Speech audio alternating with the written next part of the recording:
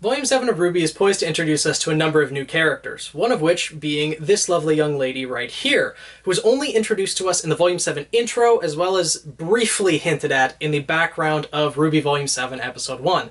So I hope it's okay that I include an image of her in the thumbnail, as she had literally no plot relevance to Episode 1 of RWBY Volume 7 and hasn't even been introduced into the series yet, so hopefully that's okay. I will give a spoiler warning nonetheless, as I will be discussing a couple of the events that happen in the Volume 7 intro, as well as in the background of RWBY Volume 7 Episode 1. But I'm not going to be discussing any plot points of the episode, so it shouldn't really spoil the episode itself, but I'll give the warning nonetheless. Now, this character was first depicted in posters that the people of Mantle were putting up around the city. The posters had an image of her face with a few words. Hill is here and protect Mantle. So right out of the gate, we can see that the people of Mantle seem to be a fan of hers, and that she's also an advocate for the people of Mantle. And next we see her in an image of a newspaper, or an article, I should say. The article is titled Election Incoming, a Mantle hero versus an Atlesian tycoon. And in the background of that image, we see her full name, Robin Hill. And thank you to those who pointed that out in the comments of my Volume 7 Episode 1 review, as I didn't catch her name, and I wouldn't have this theory otherwise. So I really appreciate you guys pointing out information that I miss. Thank you so much. But with her name being Robin Hill, it is likely that she is based on Robin Hood, which makes a lot of sense. Robin Hood, canonically, or how Robin Hood's often depicted, is as a hero of the people. Steal from the rich, give to the poor, etc. It's obvious that she's depicted as a hero, and she's going up against an Atlesian tycoon. Tycoon being a very wealthy person.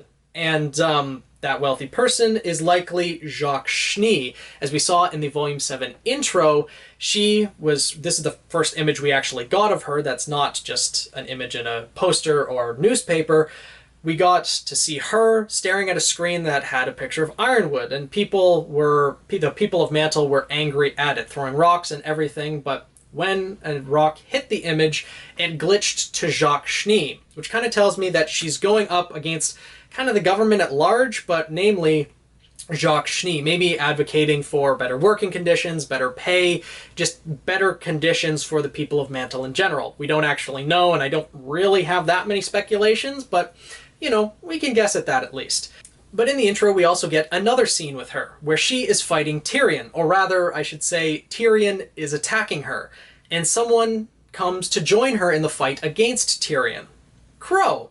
And the way they fight during the intro implies that they have fought together before. They fight very much in sync and are very trusting of each other's combat moves, which implies that they have not only fought together before, but know each other from somewhere. And this is just them reuniting.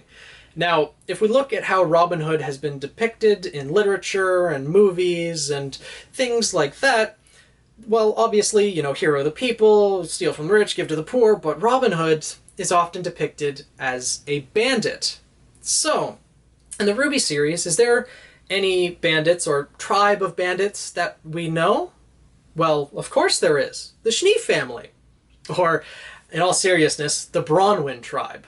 I fully believe that Qrow and Robin's connection come from being related to the Bronwyn tribe. It's obvious that Robin is a trained fighter. She can easily hold her own in battle, and it might be possible that Qrow and Robin knew each other from being huntsmen in the past and acquaintances through that, but from the trust that they share and everything, I believe they grew up together to some degree, that they were members of the Bronwyn tribe, and at some point Robin decided to go off on her own after seeing how the Bronwyn tribe operated as being thieves, but selfish thieves. They would take everything for themselves and self-preservation first, etc. Robin didn't like that, and she set out on her own, eventually coming across Mantle, people who would need her help.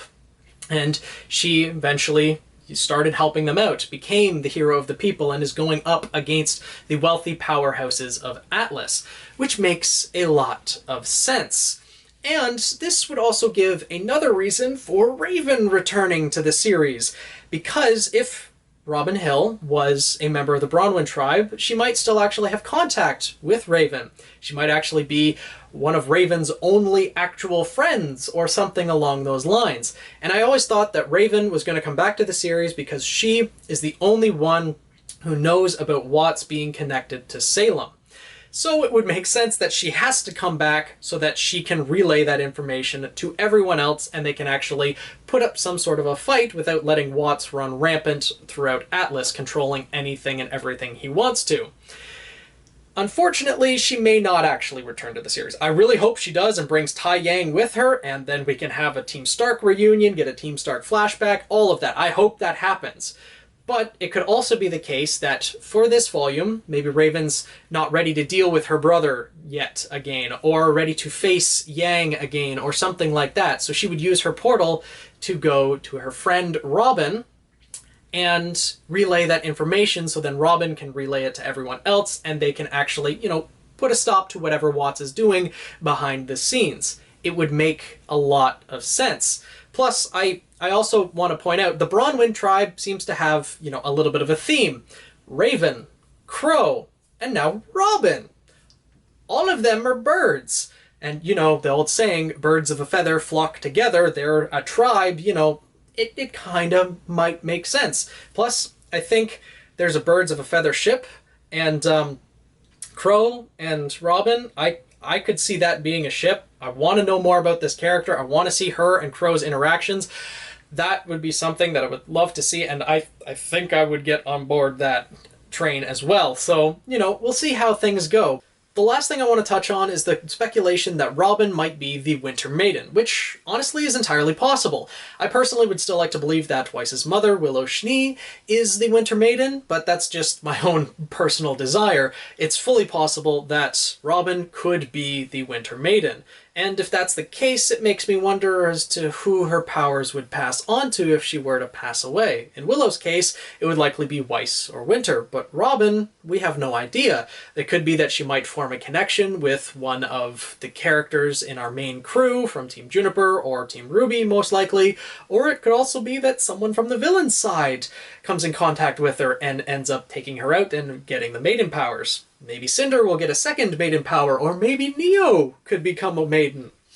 Who knows? We'll have to wait and see how this all turns out. But what do you guys think? Do you guys think that Robin might actually be a past member of the Bronwyn tribe? And what do you think her purpose in Atlas is going to be? She's going to be going up against an Elysian tycoon. Do you think that's Jacques? Do you think that's Ironwood? Do you think she's trying to get a member of Mantle, being herself, onto the Atlesian Council and give Mantle more of a voice and advocate for the people, you know, better working conditions, everything like that? I want to know what you guys think and what your ideas are on Robin Hill and what she's going to be doing, how she's related to Qrow and Raven, and how she's going to fit into the overall Atlas arc overall. I look forward to hearing what you guys have to say down in the comments below, and I look forward to discussing with you. Thank you so much for watching. I hope you guys enjoyed. Make sure to subscribe if you haven't. There's going to be a lot more videos like this coming throughout Volume 7, so look forward to that. And thank you guys again, and I'll see you in the next one.